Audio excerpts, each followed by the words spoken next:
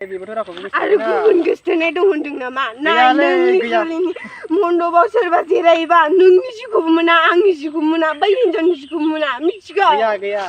सल' बुङो गुबैनो उंगा रावखौबो नाङा नाथाय बियो आंनि अननायखौ बुजिया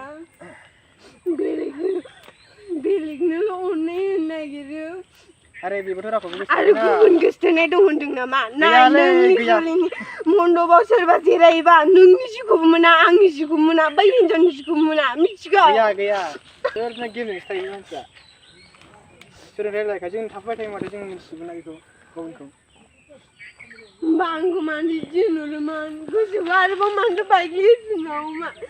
दाबो जाबाय लाखिनायना हामा बिदियालाय जाखायोना खनसे एसे गोरोन्थियालाय एसे बुजायदों जों एसे लाखिनाय लावखौ सानबावबाय था नोंखौ सानबावबाय दे मा होनो नैबारलाय मा सानैबो मा होनो माथो हामाना बिदियालाय जाखायो गायनो बरनानै नायना दाबो लाबसिनोबा लाबसिनो सिरि जाबाय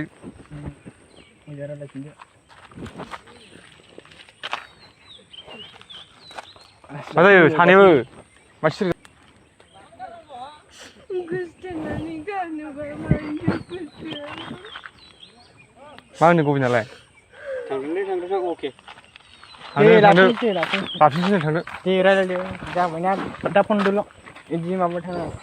आरो नोंबो रावखौबो बिदि माबा मोजां रायलायहरनांगौ बिदिनो मोजां रायलायहरदो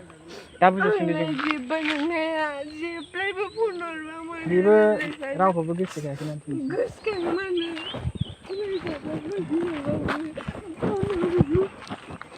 रावखौबो गोसोखायाखै नों माने साना आरो जेबो दै दाख्लै देरसा होननाया बेबो नोंखाया बियो देरसारा फेक खोथा बुंनो बुंफेरदोखौ खोन्थादोब्रा मानो फेक खोथा खोन्थालायनाय जादों लोगोफोर जोंनि बर'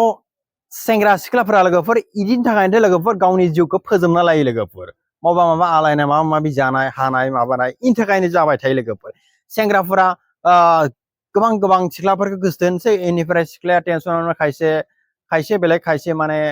खायसे सिदा थायो खायसे माबा थायो लोगोफोर इनि थाखायनो लोगोफोर सेंग्राफोर लोगोफोर नोंथांमोना मोजां मोनबाथाय सासेखौनो मोजांमोन लोगोफोर थगायला बायनाङा लोगोफोर आरो सिख्लाफोराबो थगायला बायनाङा सेंग्राफोरखौ लोगोफोर